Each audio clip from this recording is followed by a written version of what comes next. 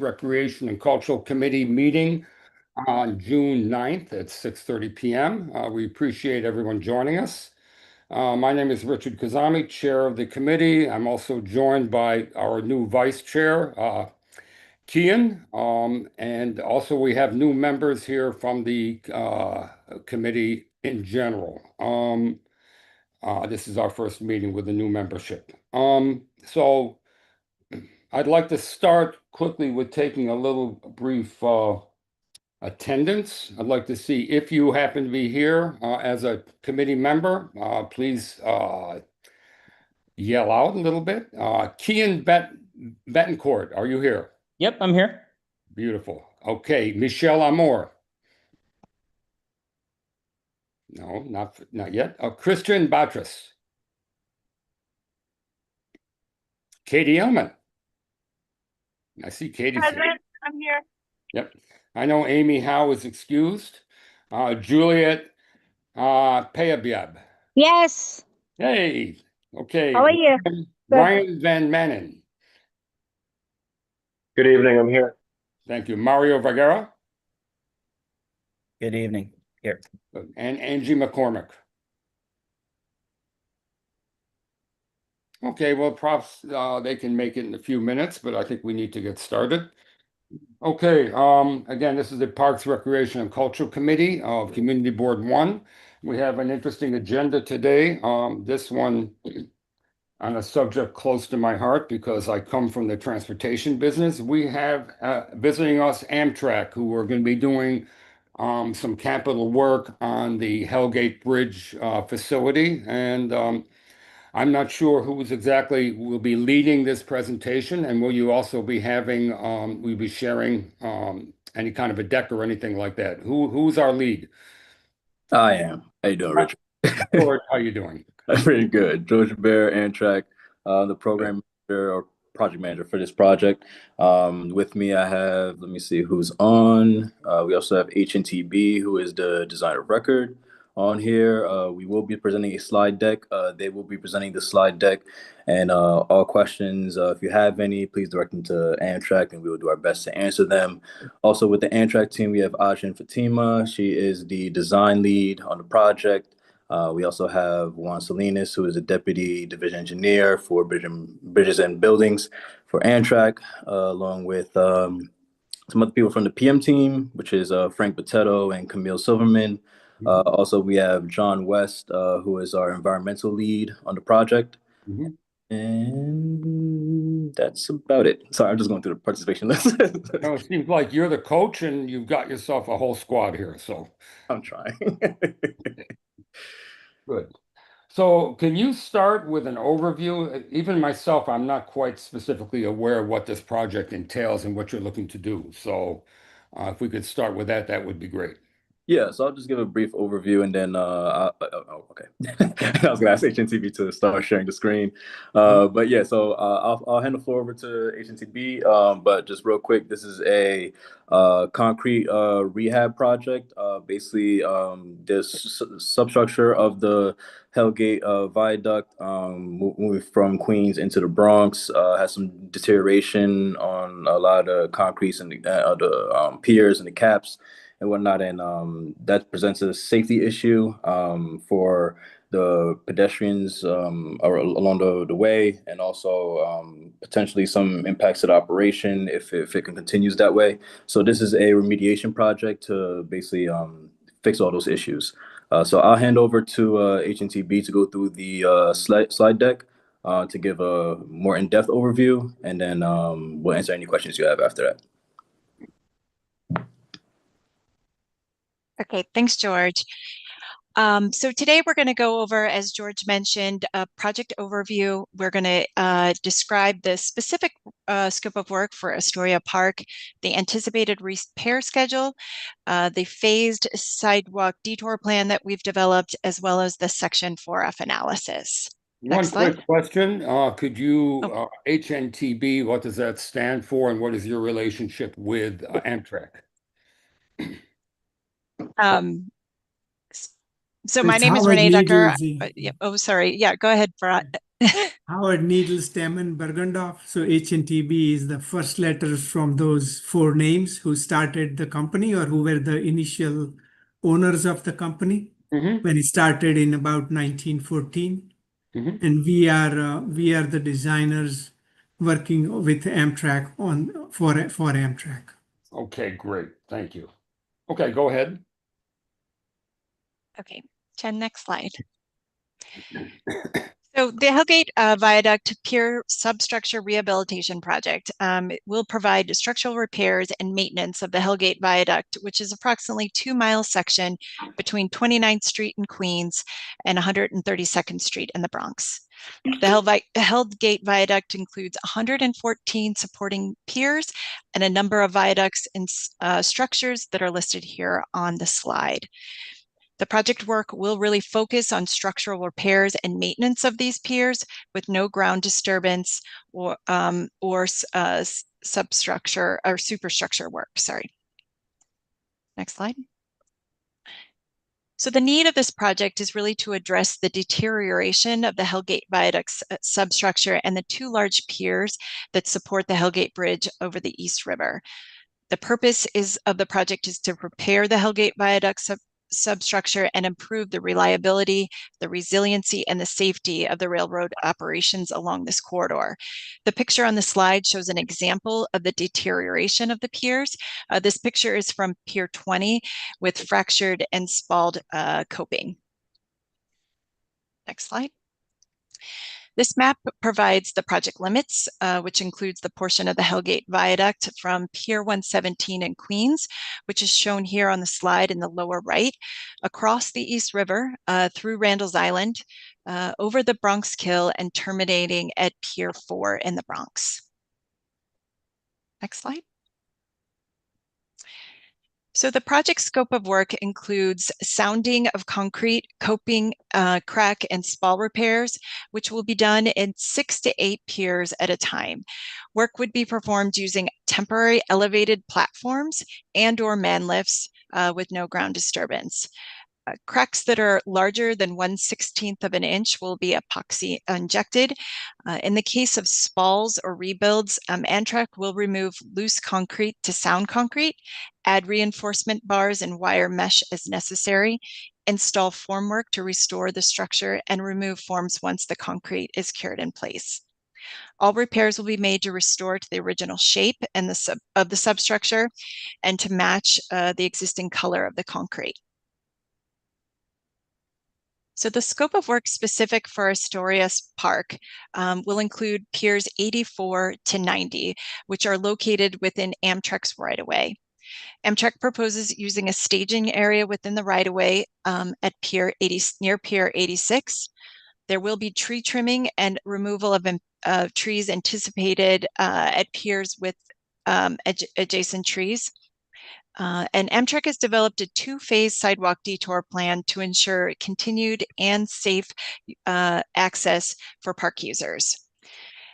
No anticipated impacts to Astoria Park Great Lawn Pathways reconstruction project are anticipated, and work will be performed using, as I mentioned, temporary elevated platforms and or man lifts with no ground disturbance.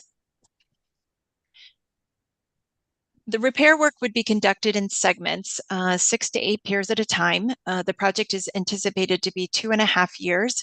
However, repairs within each segment would be completed within 6 months. This table shows the proposed repair schedule. So from March to November, repairs would be completed on weekdays prior to 2 p.m. and avoid conflicts with park use. From December to February, repairs would be completed on weekdays during regular work hours, which would be 9 to 5. Weekend or extended weekday work would be coordinated with New York City parks. And alternative access through the park will be to complete repairs would occur during off hours, which would be before 7 a.m. So we've developed a sidewalk detour plan, a two-phase sidewalk detour plan. The first phase includes repairs on piers 84 to 87, which are highlighted in yellow on the graphic. Public access would be restricted between piers 84 and 85. Temporary pedestrian steel barricades would be installed at right-of-way boundaries near the pier work areas, and pedestrian traffic would be detoured along temporary closed paths. These are shown here on red dashed line, as well as the red and black striped boxes. There would be temporary sidewalk detour along Shore Boulevard, where pedestrians would use existing crosswalks at Ditmore's Boulevard and a path near South Hill to cross Shore Boulevard. There'd be no impacts to vehicular traffic on Shore Boulevard, and all public access would be restored after the completion of the repair work. In phase 2 of the sidewalk detour plan would overlap with piers 85 to 87 to include the preliminary staging area shown here on the graphic. And the work would extend all the way to pier 90. And this area is highlighted in light blue on the graphic. So public access would be restricted between piers 85 and 90 during this work. Again, temporary pedestrian steel barricades would be installed at right-of-way boundaries near the pier work areas, and pedestrian traffic would be detoured along the temporarily closed paths. These are shown in the dashed blue lines on the graphic, as well as the red and black dashed boxes. Amtrak would reopen the path between piers 84 and 85 and the sidewalk bordering Shore Boulevard. And similar to phase 1, there would be no impacts to vehicular traffic on Shore Boulevard. All public access would be restored after the completion of the repair work. I'm going to turn it over to my colleague, Jen Wynn. She's going to go over the Section 4F analysis. Thanks, Renee. So Section 4F of the U.S. Department of Transportation Act of 1966 requires consideration of parks and recreational lands, wildlife and waterfowl refuge, and historic sites during transportation project development. Section 4F applies to projects receiving funding from or requires approval by an agency of USDOT. Randall's Island Park and Astoria Park are protected resources and covered under Section 4F. And in this meeting, obviously, we're going to focus on Astoria Park and its Section 4F analysis. So Amtrak and the FRA are coordinating with New York City Parks, the officials with jurisdiction, or OWJ, on Section 4F to maintain public access to Astoria Park, allow for continued use and enjoyment, and maintain public safety and recreational facilities. Amtrak and the FRA informed New York City Parks of the intent to make a de minimis impact determination on Astoria Park and are seeking New York City Parks' concurrence that the project will not adversely affect the activities, features, or attributes of the Section 4F property. A determination of de minimis impact on parks, recreation areas, and wildlife and waterfowl refuge may be made when all three criteria are satisfied. The transportation use does not adversely affect the Section 4F resource. The public has been afforded an opportunity to review and comment on the effects of the project on the Section 4F resource, and the officials with jurisdiction are informed of the U.S. Department of Transportation's intent to make a de minimis impact determination. Criteria 1, transportation use of the Section 4F resource. Under Section 4F, the transportation use of the Section 4F resource, together with any impact avoidance, minimization, and mitigation or enhancement measures incorporated into the project, does not adversely affect the activities, features, and attributes that qualify the resource for protection under Section 4F. The proposed project would minimize impacts to recreational, transportation, and natural resources, which I'll go into more detail on the next couple of slides. For recreational resources, Amtrak is coordinating with New York City Parks to minimize potential interference with users of recreational amenities to the greatest extent possible. Amtrak has developed a sidewalk detour plan, as Renee explained, for Astoria Park to maintain safe access and minimize disruptions. Amtrak is coordinating the construction schedule with New York City Parks to avoid conflicts with planned events and avoid repair work near recreational features between March through November. In coordination with New York City Parks, Amtrak will restore disturbed areas to their original condition should any damages occur to landscape areas, sidewalks, or park pathways. Contractor parking of personal vehicles in spaces designed for park users will be prohibited, and all work on parkland will be performed under the authorization of a park's construction permit and a park's tree work permit. As mentioned in the sidewalk detour plan, there would be no impacts to vehicle traffic on Shore Boulevard. Design plans were made to ensure that emergency vehicle access would be maintained along Shore Boulevard at all times during construction activities. Regarding natural resources, specifically trees, Amtrak would coordinate with New York City Parks to avoid vegetation impacts, including tree removals to the maximum extent practicable. A proposed tree removal is shown to the right of the screen. As you can see, the tree is growing along Pier 86 and would be in direct conflict with repair activities. Trees not permitted for removal will be protected and preserved. Amtrak would use temporary wooden tree guards with wrap for individual trees, and tree protection fences will be used for groves of trees. Protective matting would also be used as needed to protect tree critical root zones and wetlands during construction.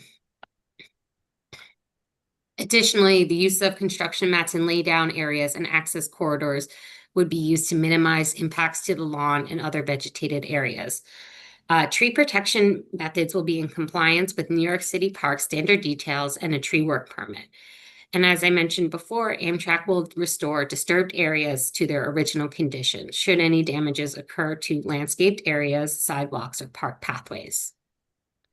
The second criteria, public review and comment. The public has been afforded an opportunity to review and comment on the effects of the project on the protected activities, features, and attributes of the Section 4F resource. Amtrak is holding a 15-day review period for public comments and for public review and comments. Comments can be submitted to George, and his email is on the screen with any questions. And we'll have this on the screen at the end. The third criteria, de minimis impact. New York City Parks, the official with jurisdiction over the property, are informed of USDOT's intent to make the de minimis impact determination based on the written concurrence that the project will not adversely affect the activities, features, and attributes that qualify the property for protection under Section 4F. Amtrak and the FRA have been coordinating with New York City Parks, the official with jurisdiction, throughout the project design process. On May 15th, 2025, Amtrak and the FRA informed New York City Parks of the intent to make a de minimis impact determination on Astoria Park. Amtrak and the FRA are seeking New York City Parks' concurrence that the project will not adversely affect the activities, features, and attributes of Astoria Park. Again, so on the screen, we have George's email, so please write down his email, and you can submit any questions, comments, or concerns on the project. So that is the end of our presentation. So we can take questions. Okay. Thank you. Can we get the screen back? Oh yeah, of course. No problem. Okay. Okay, thank you for that. My first question, I have a few questions to ask, and we'll turn it over to the committee members, and they will be asking questions, further questions.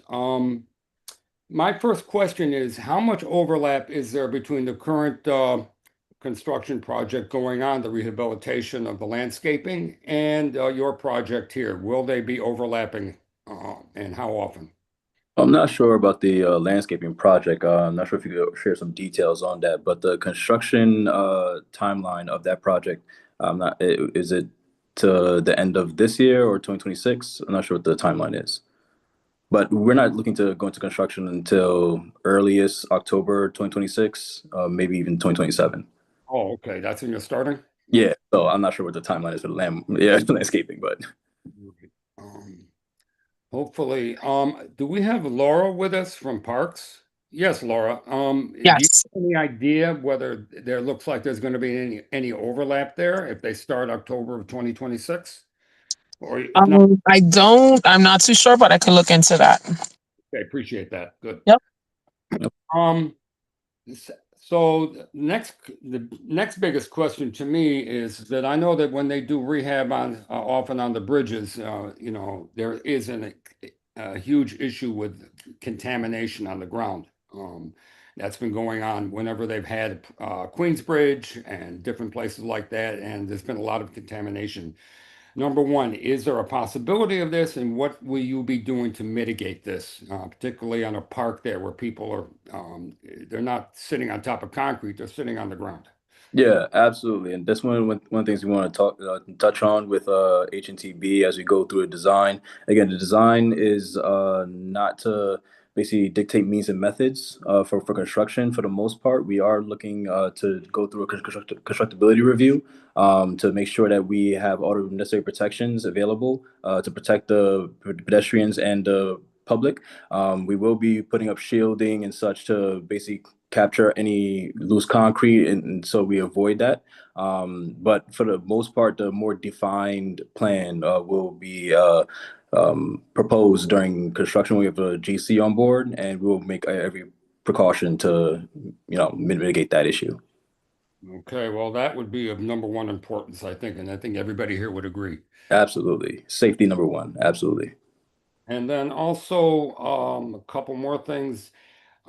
Because of, I don't, this again, I guess this is related to the time that everybody starts and whether there's overlap, but during the current project going on the landscaping in the park, most of the events are happening in Park North, which is the area between the Hellgate and Ditmars Boulevard.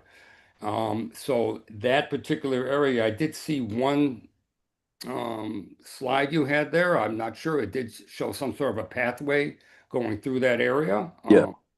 So again, if there's any overlap, you need to do mitigate whatever you can to make sure that that part of the park is kept open, particularly during the closure of the um, Great Lawn. Gotcha. Okay. Yes, go ahead. Yeah, I was just saying, if Laura, whenever you find out the timeline of that project, if you could relay that to me, so we can coordinate on that end if there's any potential overlap, and yeah, take it from there. Good. Absolutely. Thank you.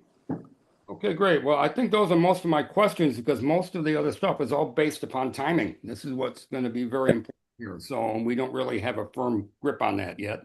Mhm. But I'd like to open it up to questions from the committee, and I see that, and please use your hand raising feature to do that. And I'd like to start with our new vice chair. Congratulations, Kian Betancourt. Hey everyone, thanks so much for the project. Clearly a lot of thought has gone into this and happy to see that everything's being repaired and you all are coordinating with Parks. I just had a couple of quick questions. So one thing that you've referenced a couple times is that vehicular access to Shore Boulevard will be maintained. In its current form, Shore Boulevard is closed to vehicular traffic. I do believe it is open for emergency access. But just curious on the language about that. Is the implication here that you would be opening it to vehicular traffic, or was that just kind of an emergency thing?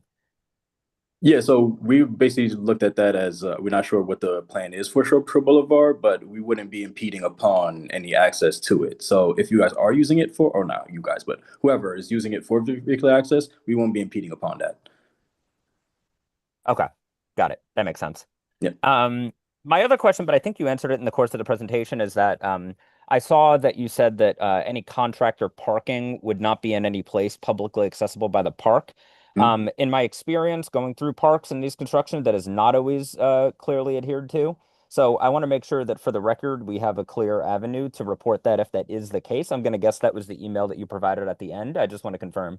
Yeah, absolutely. Yeah, if you shoot me that email, yep, I'll make sure that if anything does change, again, we are at 60% design, going through to final design. If anything does change, we will relay that and work with you guys to mitigate any issues that may come up with the contractor staging. Fantastic. Okay. And final question I have is, I did see that there is a possibility you may need to engage in some tree removals just to the Mm-hmm. extent necessary. Do you have an estimate potentially for the number of trees that might have to be removed as a result of this? Yeah, so currently only two. Two Okay. Oh, okay. then we will replace in kind. Yep. Great. Okay. That's all my questions. Thanks so much. No problem. Okay, next, Ryan Van Manen. Yeah, hello. Thank you for the presentation. I have two quick questions. You mentioned there's a 15-day public comment review period. Could you just clarify, is that like that the comment period is open for 15 days or that the agency reviews comments for 15 days? And if so, when does that comment period open and close? It is open for 15 days. As to when it will, that we haven't ironed out yet. I would kind of pass it off to John to there's a particular window we need to do this FRA submission, but I'm not sure what the timeline is. John, do you have any clarification on that? Yeah, we were thinking, so we're presenting to you today, and then we're presenting to Manhattan Community Board 11 on Thursday, and we were thinking, after Friday or so, after we give these two presentations to the boards, that would kick off that 15-day comment period.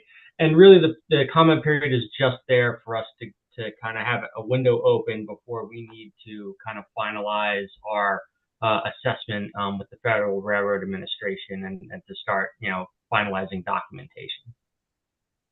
Gotcha. So we would have that 15-day, and after that, we wouldn't necessarily formally consider any further comment while we draft our assessment after that. But it's not really a hard close if something significant comes up there. It's just at some point we got to have pencils down and start, getting our paperwork in. Okay, understood. Thank you for that. And then I also just wanted to ask about, I guess, following up on the pollution point from earlier. Is there, I guess this would probably be captured in the construction permit with parks. To your knowledge, is there an air quality monitoring program associated with any earthwork or excavation of material in and around the construction area? Not of this design that I'm aware of. So no, yeah. Okay. Is there going to be excavated material? No, I mean it'll be chipping up loose concrete and repairing, but no, nothing. Don't be any dust flying. Let's like that. Gotcha. Okay. Thank you. No problem.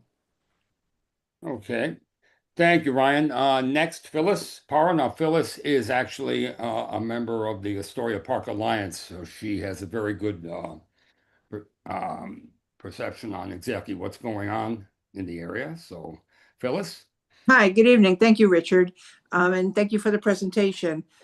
Two of my questions. I'm a board member of Astoria Park Alliance, and there's two sections in question. Well, I'd like to ask about. One of them is in section 84. It's probably over 1,000 daffodil plantings at the base of section 84. How far will your fencing be on that?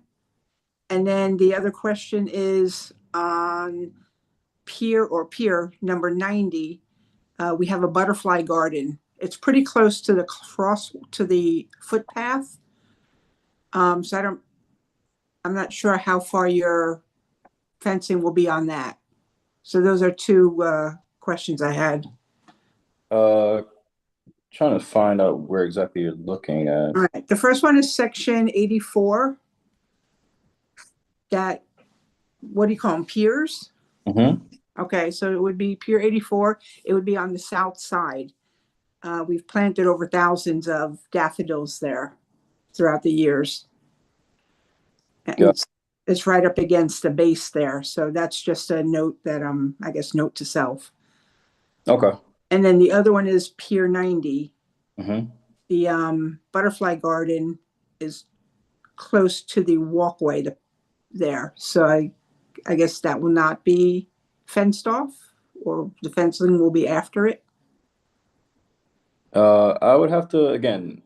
We went through constructability for this project to a certain extent, not to dictate means and methods. I want I guess I would pass it over to HNTB to see if there is any if we made those provisions in the design or we didn't preclude that.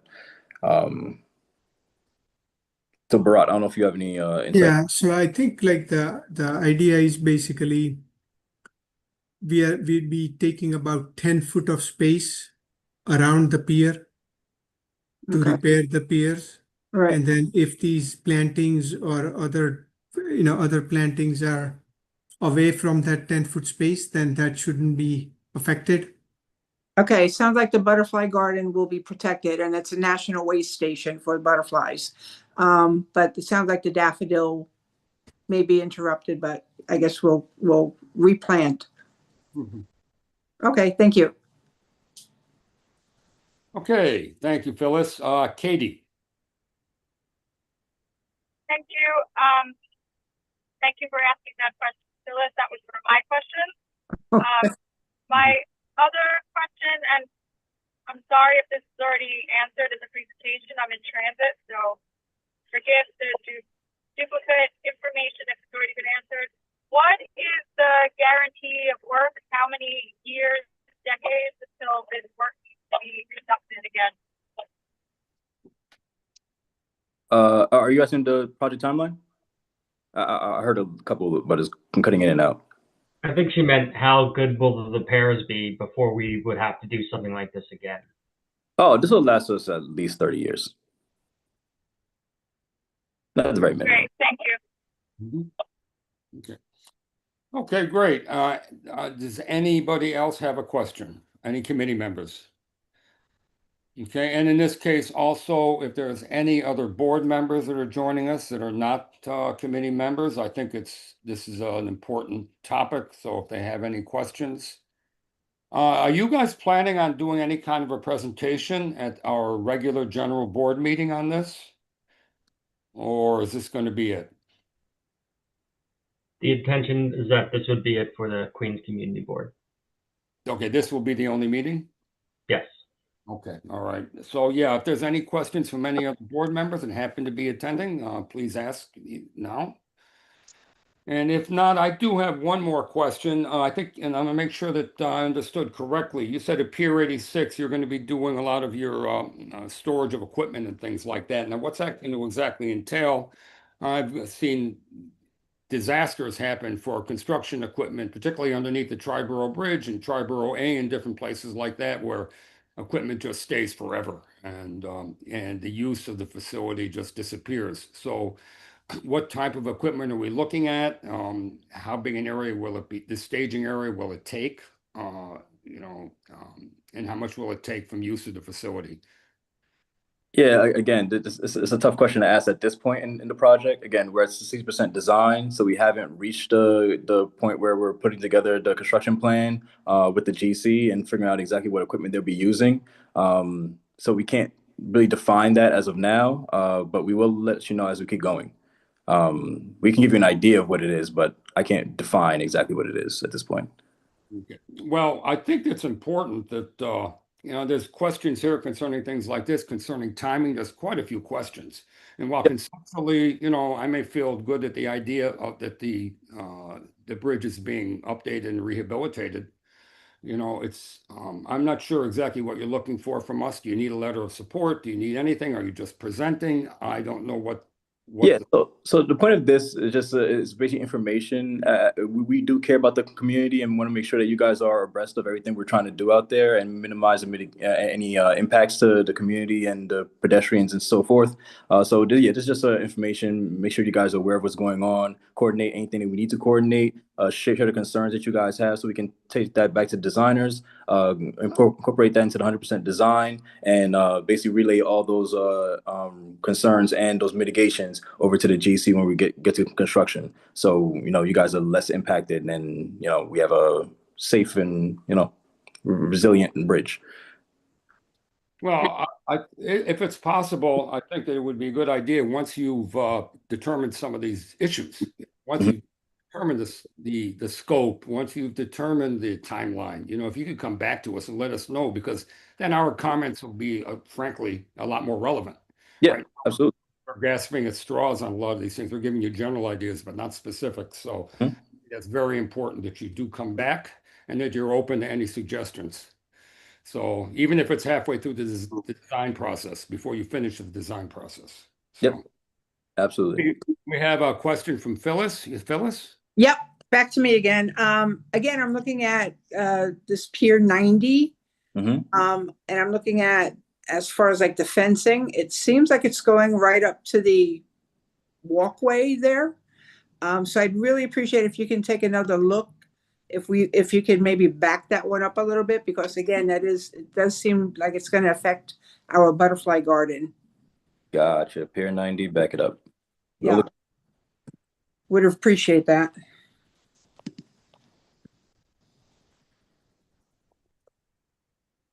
Thank you. Yep, no problem. Mhm.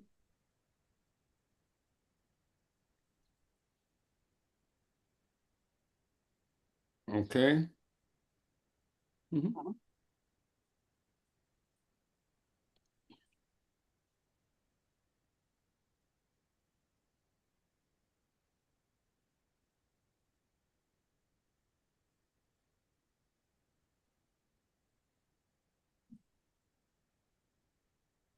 Back to you, Richard.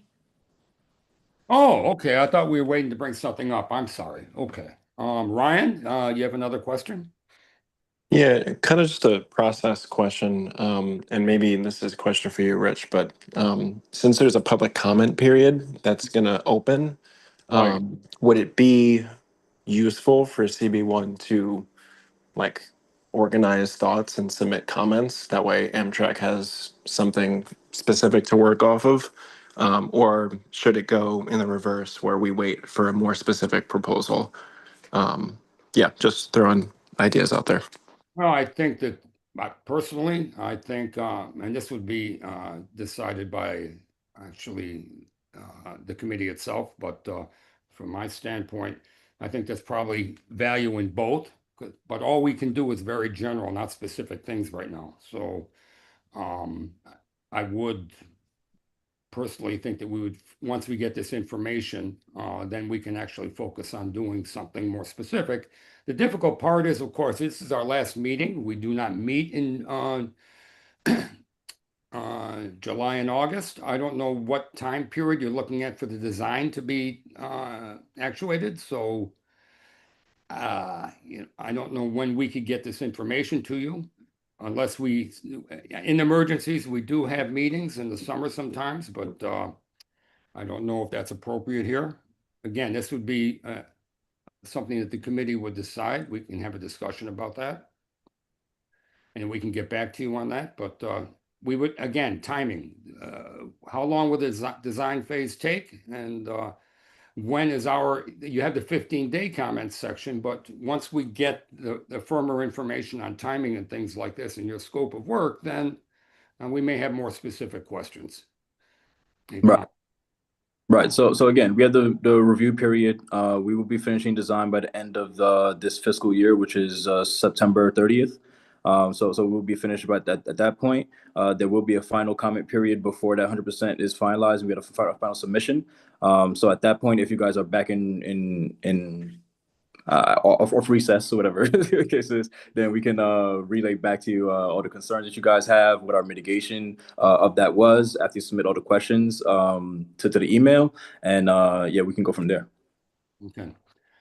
All right, Ryan, I think that maybe what we can do is when we get the firmer information, which I hope timing wise that we're having very quickly, we can actually at that point reach out, even hopefully if we can get this information by the general meeting coming up, we can actually get comments from the whole board too.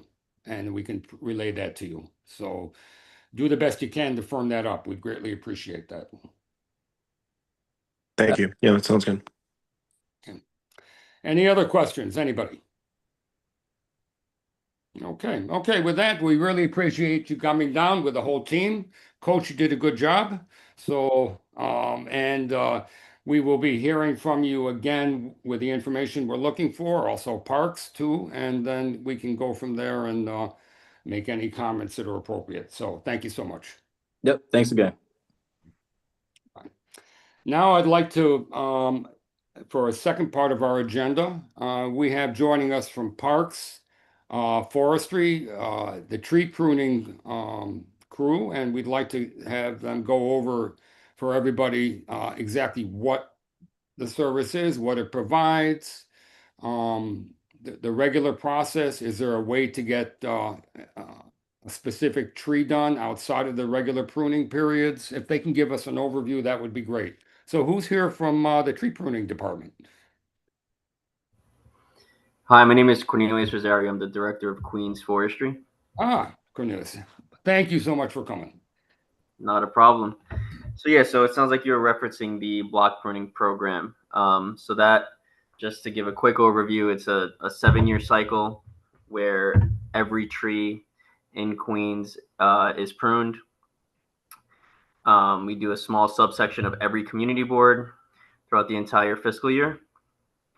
Currently on our cycle, we are in fiscal year 6, and we have maps that we share. We're currently in fiscal year 6, year 6, and we'll be moving to year 7 when the new fiscal year starts. So what that work entails is we have surveyors go and survey the entire area we give them. They inspect each tree, and if the tree is still in good or fair condition, we generate a pruning work order.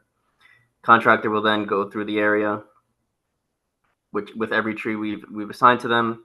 They'll prune for any dead or hazardous limbs, as well as any clearance, including building clearance, road clearance, and sidewalk clearance. And then, so you asked, after that, we then go through the area that the contractor said they completed, and we make sure that they're pruned to park specifications. For trees that are outside the zone, if you're looking to get those pruned for any reason, the best way to get the tree looked at by forestry is putting in a 311 service request, which we will then go and inspect. The other way that constituents are able to prune trees in front of their home is through a New York City Parks tree work permit. They can apply for a permit to hire a contractor themselves to prune the tree in front of their home. Okay. What about what is the status of different cables and things like that, whether it be the cable companies, power, whatever? What are the regulations? How much of a can they touch the various branches? When does it become an issue? And then who's responsible for that? So when we're talking about electrical lines, so primaries and secondaries, as well as the house taps from those two homes, the maintenance jurisdiction for those lines is Con Edison, and I know they have their own routine pruning cycle, and they also we work closely with them if there's any hazards or something that is related to a tree around power lines that should be addressed. We let them know, and then they take care of it. Regarding cable lines, that would fall to Parks, and it's the same thing. If there's any, I'm glad you mentioned that. If there's any, like a branch is leaning heavily on a cable line for some reason, that would be pruned back during block pruning. During the block, it wouldn't be. So you would not make an exception to come outside of the block period for something like like a Verizon cable or something like that? I think it's a case by case basis. It would depend on what we're really looking at. Okay. So that would be decided after we inspect the tree. Okay. Any questions? I see Phyllis has her hand up. Phyllis? Yeah. Hi. I'd like to know, I know you mentioned call 311 outside of the regular pruning situation. So we call 311. What is the lead time to get an inspector? Once we call and we get the number, what's the lead time that an inspector would come to see that tree? Thank you.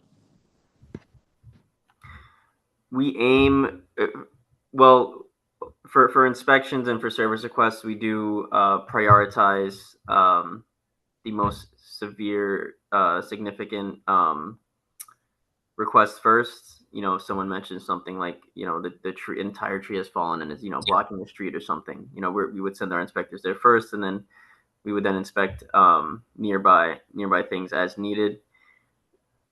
To give an exact timeline that we absolutely can hold to is tough, because right now we have between 1,000 and 2,000 requests that we need to actually, no, we have a lot more than that, thousands of requests that we need to inspect.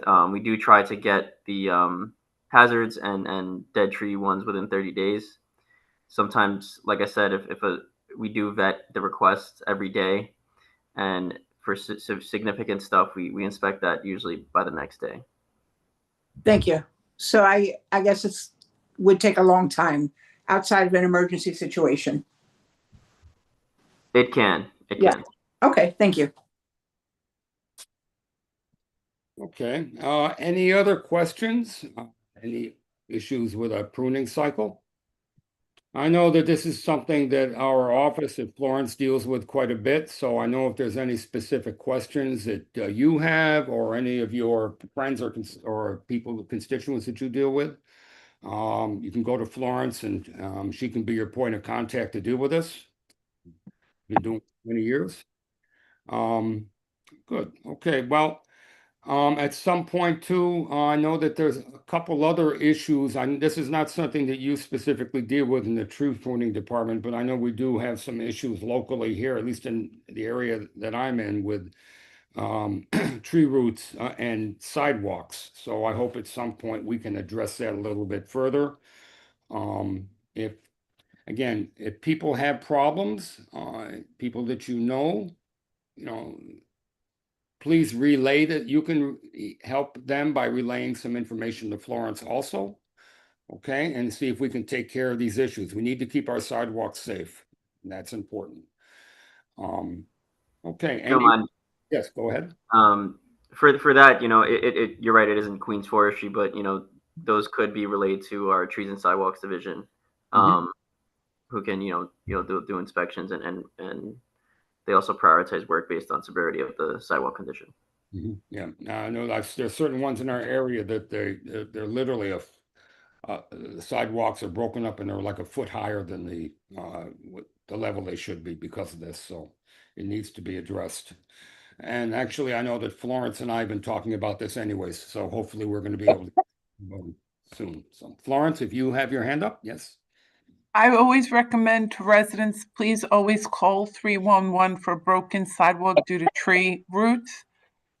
Put that number with your lease or your mortgage or any of your most important documents. If the tree doesn't get repaired within a year, call once a year, every year, and keep that number with your lease or your mortgage, so that you're able to have reference in case there's any legal ramifications, because the city of New York is responsible for the tree roots, and a regular person cannot trim tree roots. So maintain those numbers. They're incredibly important to you as a resident. Thank you for that. Good. That's a very good point.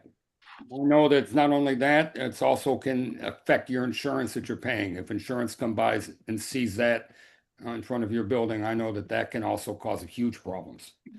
So report it and save the information. Good. Okay.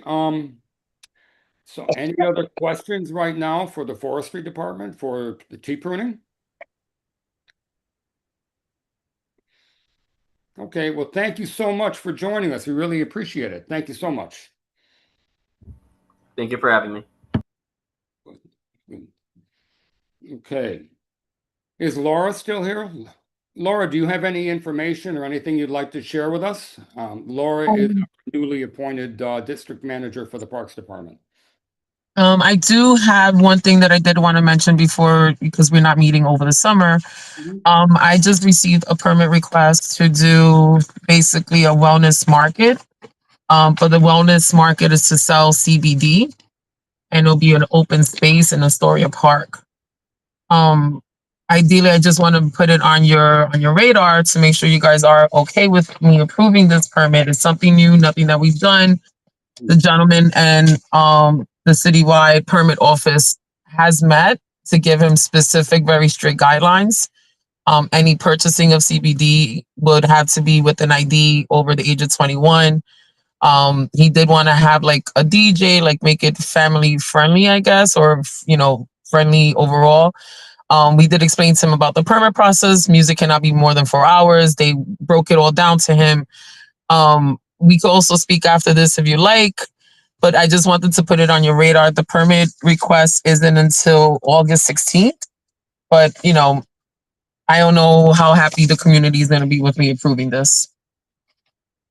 I would think that maybe this is something that we can discuss during the general meeting. Okay.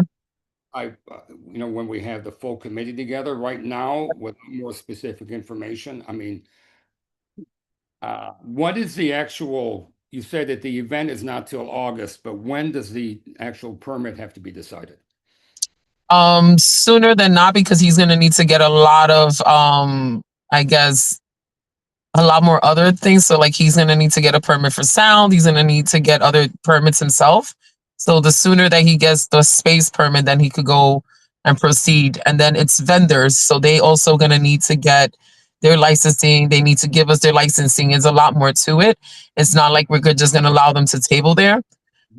We did ask if it's going to be a closed-in space. He said no, it will be an open space. So we did explain that if it is an open space, they're going to have to show ID for purchase. He did agree they will be doing that. So it's not like they're selling CBD to anybody, any youth or any children. There is a requirement of how much of a percentage can be in it, and it's like literally solo 0.003%. So it's not marijuana, technically is CBD, which is more for a wellness type of thing. He did do a small presentation to tell us and explain to us, his idea behind it, and is really more for like people that are sick, people, that's kind of the lead that he's going forward with. But he does need to get his approval sooner than not in order for him to proceed and get other approvals. My initial thought here is that number one, I think I'm going to have to get with the chair on this to see how best way to proceed. Florence, yes. Richard, these usually do not come to committee. Normally Laura wouldn't bring this to you. This would come to the district office, and the district office would speak to the chairman. This is not a committee topic. This would come through the board office, and the board office would talk with the chairman of the board, and it would go through the district manager and the chairman of the board. Well then, Florence, if that's the case, if you go to Evie and discuss it with her, and then she can, I see that I have a text actually from Evie. She said that she will be reaching out to get updated information before the summer. Okay, so I think that Evie's aware of it, so I think that she will be dealing with this. Okay. So Laura, yeah, I think that will be the case. Great. And I guess the last update to give you guys, I did speak to Florence before we started the meeting. I am very well aware about the lights being out in Astoria Park. We are working with them getting fixed. It wasn't, one, we do not maintain the lights, but that's not, regardless if we maintain the light or not, what we do care about is the safety of the community regardless. So we did put, what we did was like stadium lights. So they're towers that are in the back to make sure the park is lit up. There was a contracted problem that kind of ripped out the wires, which is why the lights went out. But they fixed it according to them. But when we look at the lights and we surveyed it, they're on and they're burning on during the daytime. So I'm trying to make sure by 7:30, 8 o'clock tonight that my staff reports back to let me know if they're actually still on at night. If they're not, we're going to go right back to work with the contractor to make sure they go back on at night. And then now we know it's not that they're not working, but it's a timing issue. So then they could change the clock. But that's DOT. Eric has been working, directly with DOT, the commissioner, to kind of make sure that this gets fixed immediately. But it is on our radar, just in case if anybody is concerned as well. We are making sure that we do have lights in the park for people. Okay, yeah, and this is as you said, this is a DOT issue. Yes, it is. Good. All right. Anything else that's going on that? No, that's pretty much it for us. We've been doing pretty well. We had pretty decent events in the park, and everything went really well, I will say. Thank you. Okay, good. Okay, also, I just want to let everybody know that from what I understand, the fireworks this year will be held on the 26th. I need to confirm that, but I think that's the date, and it will be held in the area between the parking lot and the skate park area there, because obviously the normal area is closed. But it will be going on. There's also going to be a concert in Park North. Park North is the area, again, like I mentioned before, between the Hellgate Bridge and Ditmars. I put a link in the chat. This is going to be a jazz concert sponsored by Queens College. So I think it's well worth attending.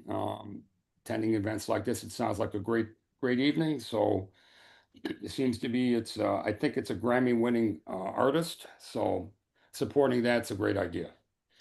With that, does anybody else have any events or issues they would like to bring up? Phyllis, I see your hands up. Yeah, I was just wondering, can we ask any questions regarding that CBD event or no? Have her call the office. Okay, thank you. Yeah. Okay. Okay, and Katie.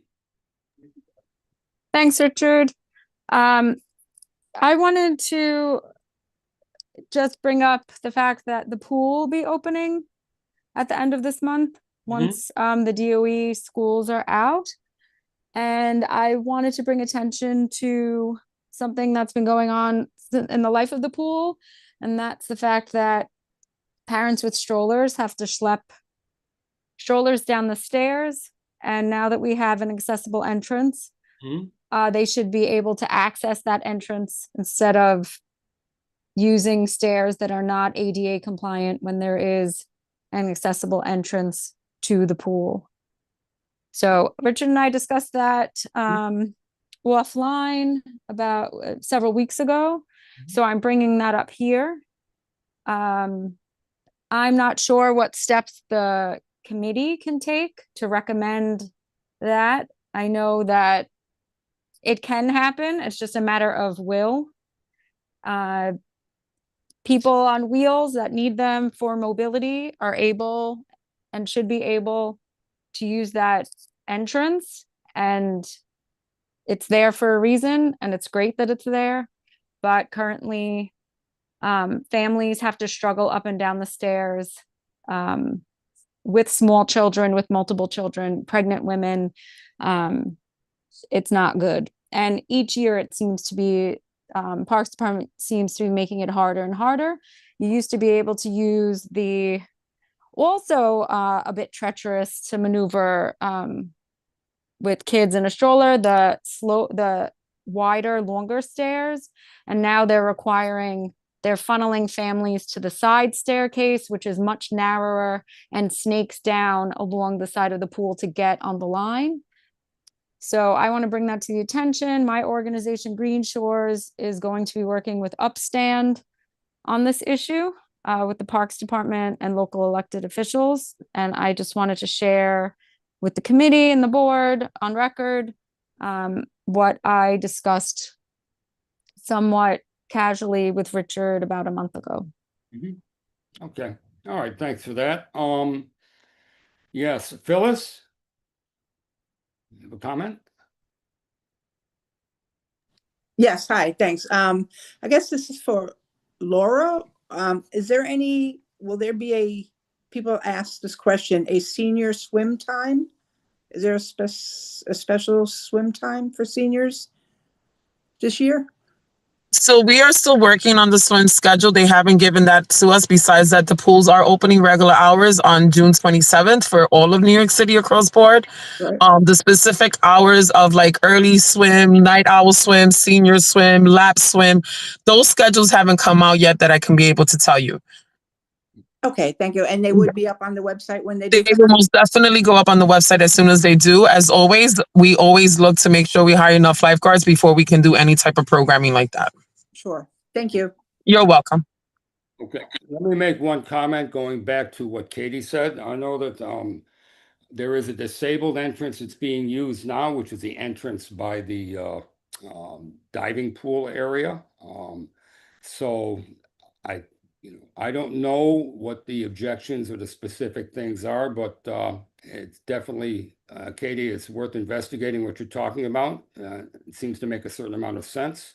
So if you can keep the board abreast as to, how you're doing in your talks with parks and with the elected officials, that would be great. And then let us know down the road if there's anything we can do. Also, Katie, you have a comment? Yeah, I guess it's for Laura, since there is a pool manager each year that works in tandem with you. Well, this year will be with you, but whomever the manager for the district and the parks is. I'm just wondering if you've heard of this issue previously, and in general, what you anticipate your level of communication to be with the pool manager. So the pool manager, any manager and anybody in parks, we all work very closely together regardless. I am the district manager, so ideally I'm above her, and she will need to communicate with me to let me know if anything occurs, any problems, any complaints, things like that, because I will be the one to kind of follow through even afterwards.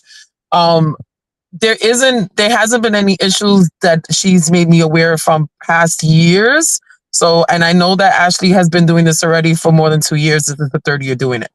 So I will communicate with her. I'll talk to her.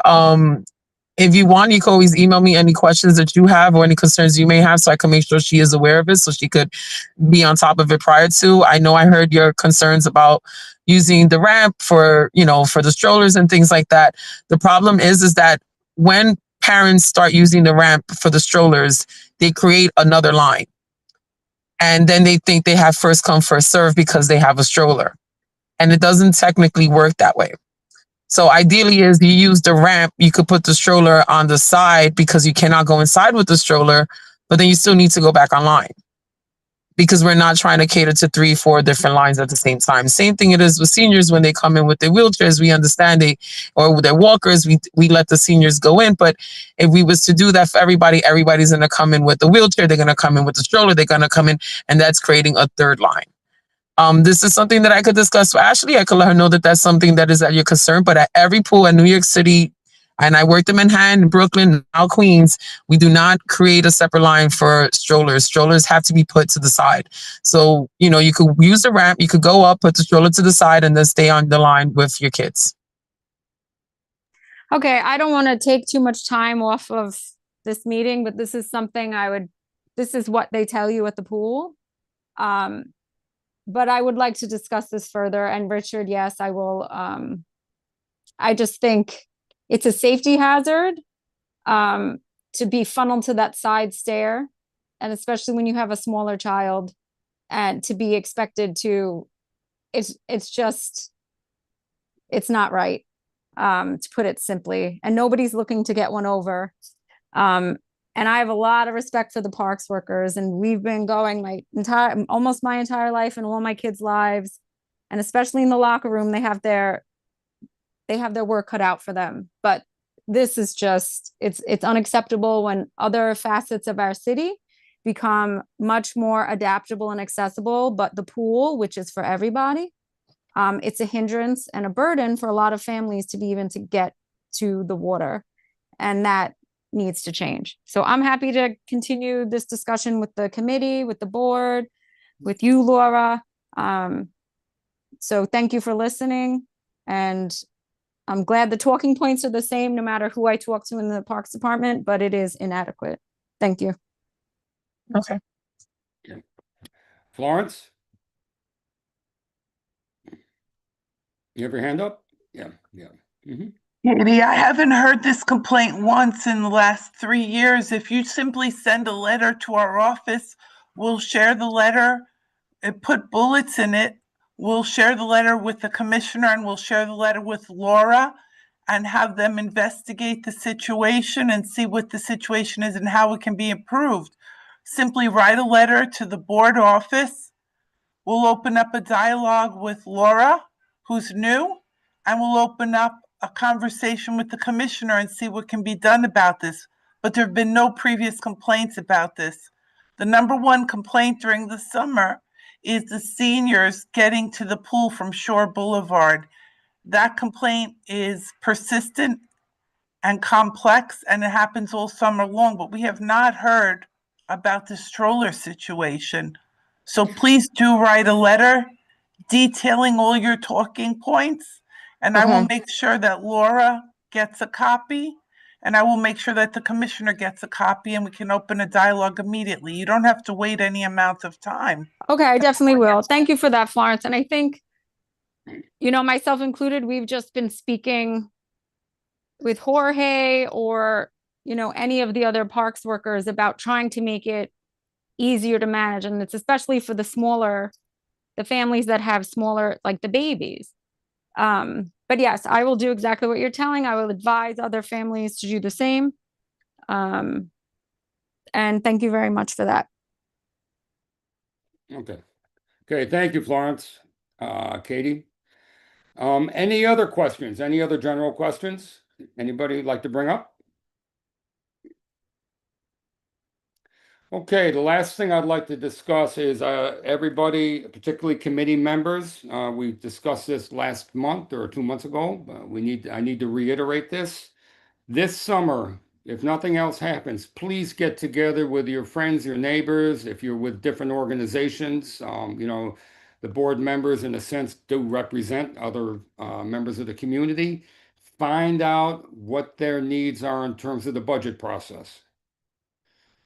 This is very important. You should, by the end of the summer, maybe have an idea of 10 capital and 10 expense items that you think should be prioritized. To briefly go over this again, since we have some new members here, every year the community board is tasked with putting together its budget priorities for the coming year. This information goes to the elected officials, to the city agencies, to the mayor's office, and they're to use this information when determining how to create their own budgets, where to put capital expenditures and expense expenditures.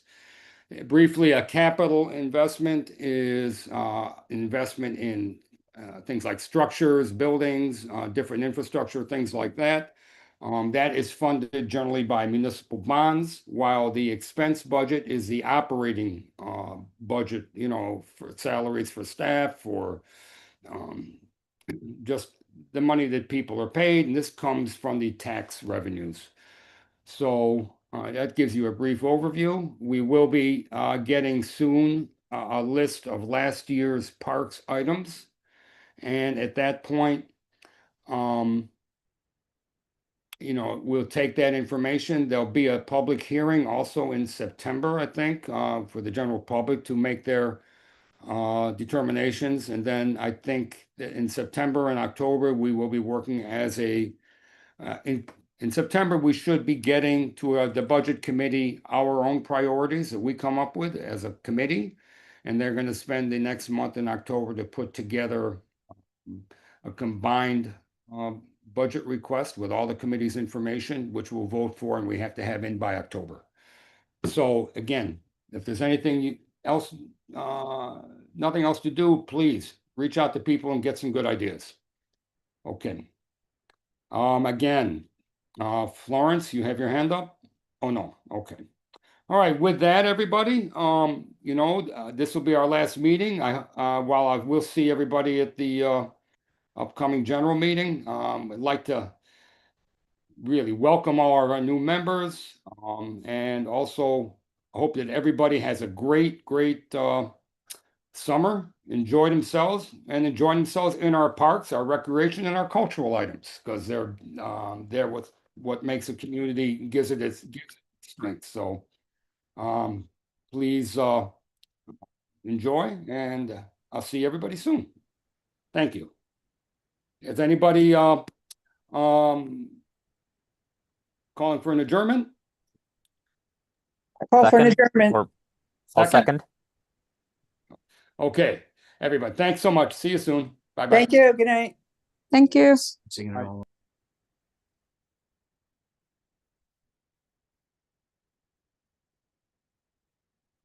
Okay, how do I get out of here?